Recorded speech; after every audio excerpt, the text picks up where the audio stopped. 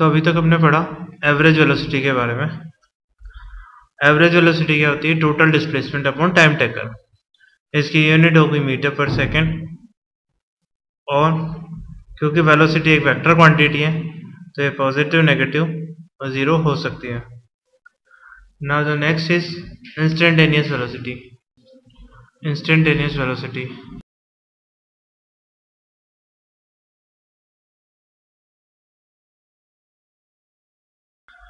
Instantaneous velocity क्या होती है? इंस्टेंटेनियस वेलोसिटी का सिंपली मतलब है कि वेलोसिटी एट एनी इंस्टेंट, किसी एक इंस्टेंट पर जो वेलोसिटी होगी। जैसे हम गाड़ी चलाते हैं, गाड़ी में एक स्पीडोमीटर लगा होता है। स्पीडोमीटर जो वेलोसिटी देता है वो एक्चुअली इंस्टेंटेनियस है। जब आप देखोगे तब जो स्पीड उसमें दिखाई दे रही है उस इंस्टेंट की वो स्पीड है। That's why it is known as instantaneous velocity.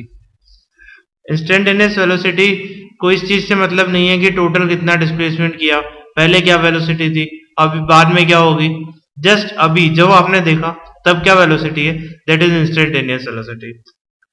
इसके लिए ये जरूरी है, वेलोसिटी क्या होती है? Displacement upon time. अब अगर मुझे वेलोसिटी निकालना है तो क्या डिस्प्लेसमेंट और टाइम दोनों चाहिए? इंस्टेंटेनियस वेलोसिटी के लिए हम टाइम इंटरवल बहुत छोटा लेते हैं। जैसे हमने पढ़ा था एवरेज वेलोसिटी के लिए total displacement upon total time taken. अगर मैं टाइम टेकन बहुत छोटा कर दूं तो उस केस में जो वेलोसिटी मुझे मिलेगी वो इंस्टेंटेनियस वेलोसिटी होगी। तो इंस्टेंटेनियस वेलोसिटी के लिए हम टाइम इंटरवल को बहुत छोटा कर देते हैं। ठीक है, इसके लिए हम ये लिख सकते हैं limit delta t tends to zero, displacement upon time taken. अब अगर टाइम इंटरवल बहुत छोटा है तो उसमें डिस्प्लेसमेंट भी बहुत छोटा सा होगा। तो डिस्प्लेसमेंट अपॉन टाइम ये एक क्वांटिटी आएगी जो कि बहुत छोटी नहीं होगी। इसको हम इंस्टेंटेनियस वेलोसिटी बोलेंगे। ठीक है, इंस्टेंटेनियस वेलोसिटी का यूनिट क्या होगी? सेम, मीटर पर सेकेंड, और ये एक वेक्टर क्वांटिटी है। अगर मैं इंस्टेंटेनियस स्पीड निकालूं तो वो एक स्केलर क्वांटिटी होगी। इंस्टेंटेनियस वेलोसिटी का मैग्नीट्यूड और इंस्टेंटेनियस स्पीड का मैग्नीट्यूड सेम होता है, जबकि एवरेज वेलोसिटी का मैग्नीट्यूड और एवरेज स्पीड का मैग्नीट्यूड सेम नहीं होता अगर बॉडी स्ट्रेट लाइन में मूव नहीं कर रही है तो। For example, if at a particular instant a body is moving towards east at a speed 5 meter per second, then its instantaneous speed is 5 meter per second and instantaneous velocity is 5 meter per second along east। तो दोनों का magnitude क्या हुआ? Same. ठीक है, बस instantaneous velocity में direction और ऐड करनी होगी।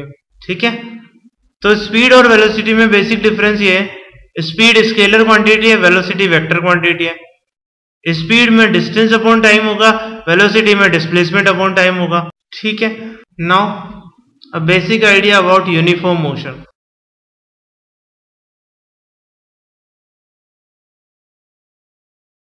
यूनिफॉर्म मोशन का मतलब हम लेते हैं कि एक जैसा मोशन, ऐसा मोशन जिसमें स्पीड कांस्टेंट रहे, उसे हम बोलेंगे यूनिफॉर्म मोशन।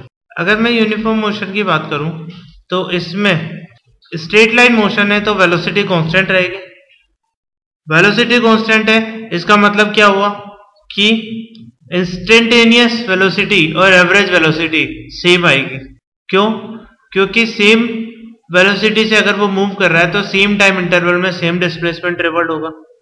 ठीक है, magnitude of displacement and actual distance covered by the object will be same. Velocity is positive if the object is moving towards right of the origin and negative if the object is moving towards left of the origin। ये convention हम लेते हैं। Now the next topic is acceleration। Acceleration क्या होता है? Acceleration है velocity में change upon time taken. Change in velocity upon time taken. Suppose initial velocity u है, फाइनल v है और टाइम लगता है t।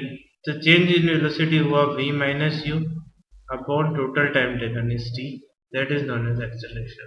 अगर ये एक्सेलरेशन कांस्टेंट है तो उस केस में हम इसे बोलेंगे यूनिफॉर्म एक्सेलरेटेड मोशन। और अगर मान लो ये कांस्टेंट नहीं है, एक्सेलरेशन के या तो डायरेक्शन बदल रही है या मैग्नीट्यूड बदल रहा है, तो उस केस में हम इसे कहेंगे non uniform acceleration. Acceleration is vector quantity and its unit is metre पर second square. Uniform circular motion का एग्जांपल हो गया, एक फ्रीली फोल्डिंग बॉडी है तो वो यूनिफॉर्म सर्कुलर मोशन का एग्जांपल है, because in this case acceleration is constant, that is 9.8 meter per second square in downward direction, but velocity in this case continuously increases।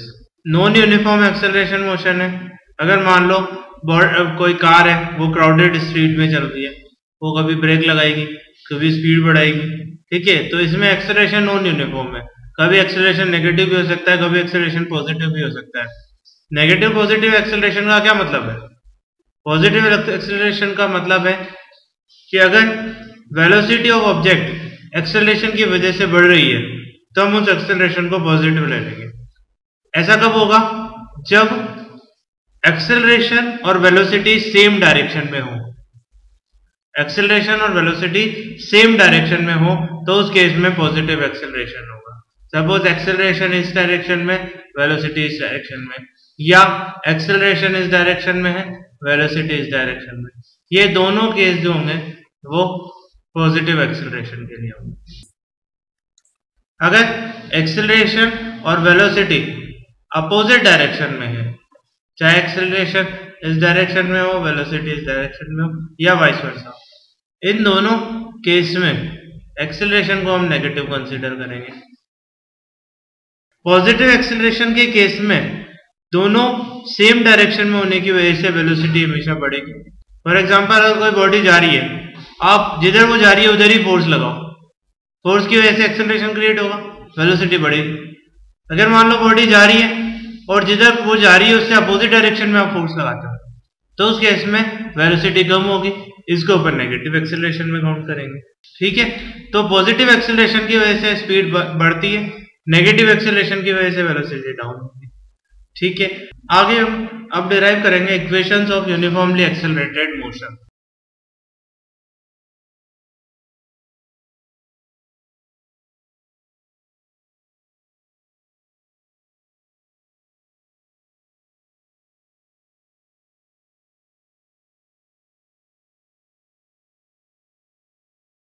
Uniform acceleration, इसमें important part है uniformly accelerated motion, यानी ये जो equations हैं ये केवल और केवल तब लगेगी जब एक्सेलरेशन कांस्टेंट हो। अगर एक्सेलरेशन का मैग्नीट्यूड चेंज हो रहा हो या उसकी डायरेक्शन चेंज हो रही हो, इन दैट केस ये इक्वेशंस हम नहीं लगा सकते, ठीक है। तीन इक्वेशंस हैं। फर्स्ट इक्वेशन होती है v equal to u plus a t, second होती है s equal to u t plus half a t square, और थर्ड होती है v square minus u square equal to 2as। और एक और इक्वेशन होती है for distance covered in nth second, nth second में कितनी टोटल डिस्टेंस कवर्ड हुई, उसके लिए हम इक्वेशन यूज करते हैं SNH equal to u plus half a into 2n minus 1। इन चारों इक्वेशंस को अपन यहाँ डिराइव करेंगे। तो सबसे पहले फर्स्ट इक्वेशन ऑफ मोशन कौन सी है? v equal to u plus a t. इसको डिराइव करना एकदम सिंपल है, हमें एक्सेलरेशन की डेफिनेशन पता है, उसका यूज करेंगे। एक्सेलरेशन a इक्वल टू है change in velocity minus change in velocity upon time taken. Acceleration की डेफिनेशन है acceleration equal to change in velocity upon time taken. That means final velocity हम v consider कर रहे हैं minus initial velocity जिसे हम u consider कर रहे हैं upon total time taken that is t। अगर मैं क्रॉस मल्टीप्लिकेशन करूं तो इसे मैथमेटिकली सॉल्व करने पर मुझे मिलेगा at equal to v minus u and in that case v equal to u plus at। ये first equation of motion. Now second equation of motion का डेरिवेशन हम देखते हैं।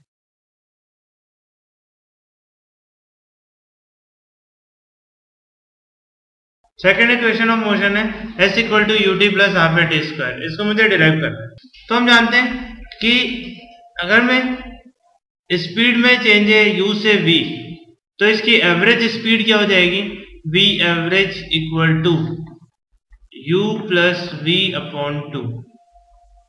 अब मैं टोटल डिस्टेंस की बात करूं तो डिस्टेंस कवर्ड होगा v average into total time taken, यानी u plus v upon 2 into t. ये हमारे टोटल डिस्टेंस कवर्ड हो जाएगी। अगर मैं v की वैल्यू फर्स्ट इक्वेशन से रखूं तो s इक्वल टू हो जाएगा u प्लस v की जगह क्या रख दूंगा मैं, u plus a t whole upon 2 into t. ये हो जाएगा 2u plus a t upon 2 whole into t.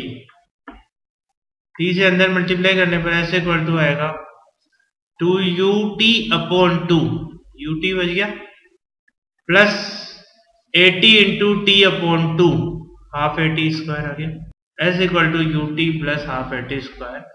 ये second equation of motion derive हो गई। Now third equation of motion.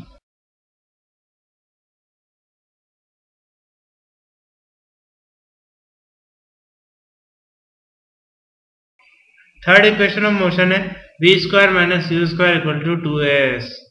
इसे डिराइव करने के लिए हम फर्स्ट और सेकंड इक्वेशन का यूज करेंगे। फर्स्ट इक्वेशन अपने दी v equal to u plus a t, इसकी हेल्प से हम t की वैल्यू निकालेंगे तो t होगा v minus u upon a. अब अगर मैं सेकंड इक्वेशन थी v square minus u square equal to 2as, ये सॉरी फर्स्ट इक्वेशन से हमने t की वैल्यू निकाली v minus u upon a. इसे हम s equal to u plus v upon 2, ये था v average into time taken t। इसमें अगर मैं रखूं इसे t की वैल्यू को तो ये आएगा v plus u upon 2, time की वैल्यू हम यहां से रख देंगे v minus u upon a. हमने पढ़ा है a plus b into a minus b होता है a square minus b square. इसमें a की जगह क्या है v, b की जगह क्या है u, ठीक है। तो ये हो गया v plus u into v minus u, ये हो जाएगा v square minus u square और नीचे है 2a। क्रॉस मल्टीप्लीकेशन करेंगे तो this implies that 2as is equal to v square minus u square, या हम इसको लिख सकते हैं v square equal to u square प्लस 2as। This is our third equation of motion. Now one more equation is distance covered in nth second.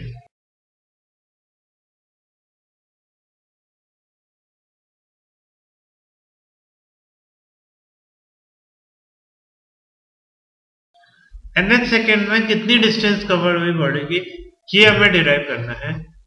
तो इसका formula जैसा कि मैं बता चुका हूँ s equal to u plus half a into 2n minus 1, ये हमें डिराइव करना है। तो देखो पहले तो इसका मतलब समझते हैं, मतलब से इसका डेरिवेशन हो जाएगा।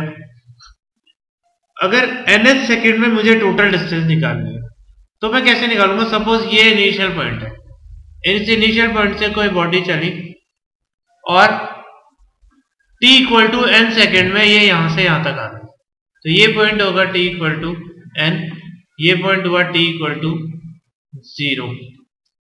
यहां से स्टार्ट हुई थी टोटल, ये वाली डिस्टेंस जो है इसको मैं sn से रिप्रेजेंट कर रहा हूं, that is the total distance covered in n second. अगर मैं nth सेकेंड की डिस्टेंस निकालना चाहता हूं तो n सेकेंड की टोटल डिस्टेंस में से n माइनस 1 सेकेंड की टोटल डिस्टेंस निकालना इंपॉर्टेंट। n सेकेंड की टोटल डिस्टेंस में से n माइनस 1 सेकेंड की टोटल डिस्टेंस निकाल दूंगा तो मुझे total distance covered in nth second मिल जाएगा। n सेकेंड में टोटल डिस्टेंस मैंने sn ट्रेवल करी, यहां से यहां तक की डिस्टेंस है। n माइनस 1 सेकेंड में मैंने टोटल डिस्टेंस यहां से यहां तक ट्रेवल करी, दैट इज sn माइनस 1। अगर मैं sn में से sn माइनस 1 सब्ट्रैक्ट कर दूं तो मुझे nth सेकेंड की टोटल डिस्टेंस मिल जाएगी। That means total distance covered in nth second is total distance covered in n second minus total distance covered in n minus 1 second. अगर आपसे कोई पूछे 5th सेकंड में टोटल डिस्टेंस कितनी travel करी, तो आप 5 सेकंड की टोटल डिस्टेंस में से 4 सेकंड की टोटल डिस्टेंस सबट्रैक्ट कर दोगे. अगर आपसे कोई पूछे 10th सेकंड में कितनी डिस्टेंस ट्रेवल करी, तो t इक्वल टू 0 से 10 में जितनी डिस्टेंस ट्रेवल करी minus t equal to 0 to 9 में जितनी डिस्टेंस ट्रेवल करी, इन दोनों को सबट्रैक्ट करने पर आपको 10th सेकंड की डिस्टेंस मिल जाएगी. तो बस Sn का फॉर्मूला हम जानते ही हैं, उसमें t की जगह एक बार n रख देंगे, t की जगह एक बार n माइनस 1 रख देंगे, दोनों को सबट्रैक्ट कर देंगे, आंसर हमारा आ जाएगा. तो देखो एक बार t की जगह n रखते हैं तो Sn का फॉर्मूला हो जाएगा un ut plus half a और t की जगह n, तो t स्क्वायर की जगह n. ये हो गई टोटल डिस्टेंस कवर्ड इन n सेकेंड माइनस इसी में n की जगह n माइनस 1 रख दो, तो ये हो जाएगा u into n minus 1 plus half a into n minus 1 whole square. इसको हम सॉल्व करेंगे तो ये हो जाएगा, इसको ऐसा कैसे रख देते हैं un plus half a n square minus इसको अंदर मल्टीप्लाई करें तो ये हो जाएगा un माइनस का minus into minus plus u minus into plus minus half a minus b का होल स्क्वायर होता है a square minus 2ab plus b square. तो ये हो जाएगा n square minus 2 into n into 1 minus 2n plus b square that is 1 का square 1.